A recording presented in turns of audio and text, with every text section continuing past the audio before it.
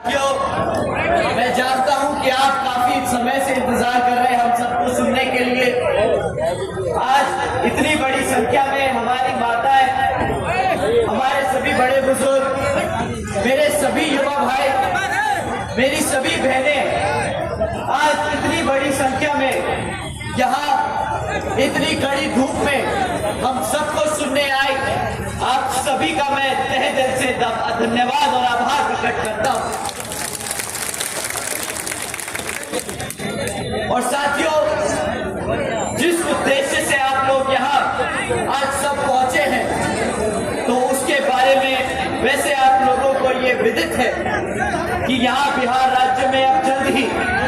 विधानसभा के आम चुनाव होने वाले हैं। और इस विधानसभा में मैं आप लोगों के हित व कल्याण में आपको जागरूक करने के खास मकसद से कुछ जरूरी बातें आप लोगों के बीच में रखने आया हूँ। लेकिन उससे पहले मैं देश में समय समय पर दलित, आदिवासी एवं अन्य पिछड़े वर्गों में जन्मे अपने सभी महान संतों, गुरुओं व महापुरुषों में भी खासकर हमारे महात्मा ज्योतिबा फूले, छत्रपति शाहू जी महाराज, श्री नारायण गुरु, बाबा साहब डॉक्टर भीमराव अम्बेडकर जी एवं मान्यवर साहब श्री काशीराम जी को तहे दिल से नमन व श्रद्धा अर्पित करता हूँ, जिन्होंने अपनी पूरी जिंदगी इन वर्गों के लोगों को अपने पैरों पर खड़ा करने के लिए समर्पित की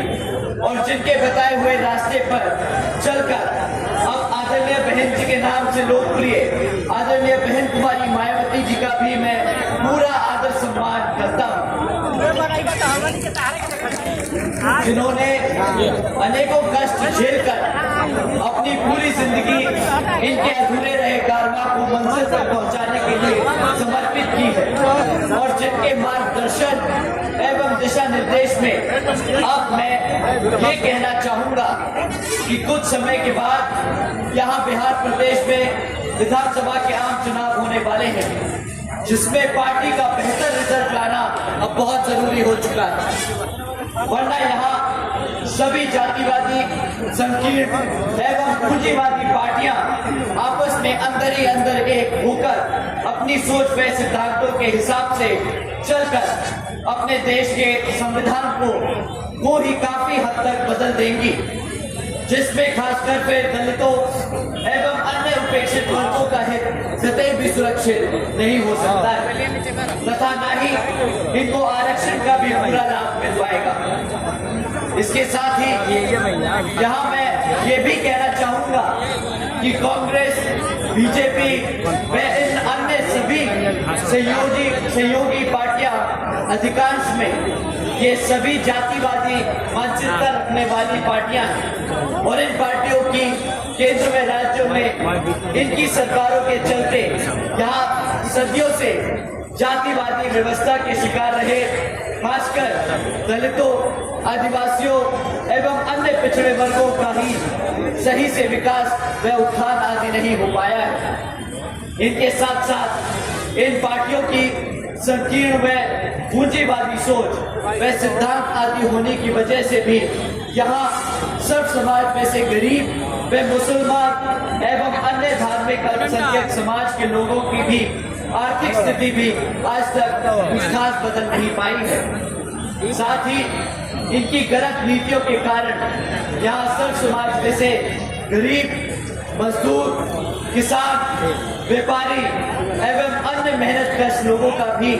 खुशहाल जिंदगी यहाँ पर बसाना बहुत मुश्किल हो रहा है। जबकि देश में बीएसपी भी एकमात्र ऐसी पार्टी है जो इन सब मामलों में इन सभी लोगों को एक बेहतर जिंदगी दे सकती है। और इसका जीता जागता उदाहरण उत्तर प्रदेश में बीएसपी के नेतृत्व में 4 बार सर्जन हिताय व सर्जन सुखाय की सरकार बनाकर आदरणीय बहन कुमारी मायावती जी ने साबित करके दिखाया है। लेकिन इसके लिए बीएसपी ने सबसे पहले सर्व समाज के लोगों को जागरूक किया और तभी फिर यहाँ बीएसपी की सरकार बन पाई। यही सब जानना और समझना हम सब के लिए बहुत जरूरी है। और बीएसपी की सरकार बनने पर तब फिर हमारी पार्टी ने हर मामले व हर स्तर पर जहां वर्षों से उपेक्षित रहे, खासकर हमारे सभी दलितों एवं अन्य कमजोर वर्गों के लोगों के हित व कल्याण में काफी ऐतिहासिक कार्य करके दिखाए गए। साथ ही सब समाज में से गरीब लोगों को भी आर्थिक स्थिति में काफी सुधार लाया गया था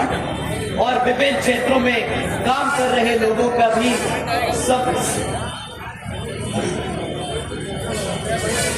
विभिन्न क्षेत्रों में काम कर रहे लोगों का भी समस्याओं को काफी हद तक दूर करने का काम किया। इतना ही नहीं बल्कि अपने संतों, गुरुओं व महापुरुषों को भी विभिन्न स्तर पर पूरा आदर सम्मान देने का काम किया। यूपी में बेहतरीन कानून व्यवस्था को भी देने का काम किया, जहां कोई भी हिंदू मुसलमान दंगे नहीं पड़े, जिसको लोग आज भी याद करते हैं। इसलिए अब आप लोगों को भी अपने हित व कल्याण में यहाँ बिहार प्रदेश में जल्द होने वाले विधानसभा चुनाव में अपनी पार्टी बीएसपी को ही जरूर कामयाब बनाना है। अर्थात अब आपको यहाँ कांग्रेस, बीजेपी व इनकी सभी सहयोगी पार्टियों को सत्ता में आने से जरूर रोकना, जिनकी सरकारों को यहाँ आप लोग काफी बार आजमा चुके हैं और अब इन्हें और ज्यादा आजमाने की जरूरत नहीं। ऐसे में अब आप लोगों को यहाँ अपनी पार्टी बीएसपी पार्टी को ही जरूर कामयाब बनाना होगा। और इसके लिए साथियों, आप अपनी विधानसभा कारगर में यहाँ अपने प्रत्याशी उदय प्रताप पटेल जी को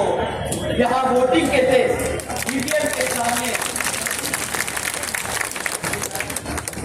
दिन ईवीएम में अपने पार्टी के हाथी चुनाव चिन्ह में चिन्ह के सामने वाला बटन दबाकर अपने यहाँ प्रत्याशी को उदय प्रताप पटेल जी को भारी मतों से जिताकर यहाँ पर पटना में विधानसभा में पेश करना है।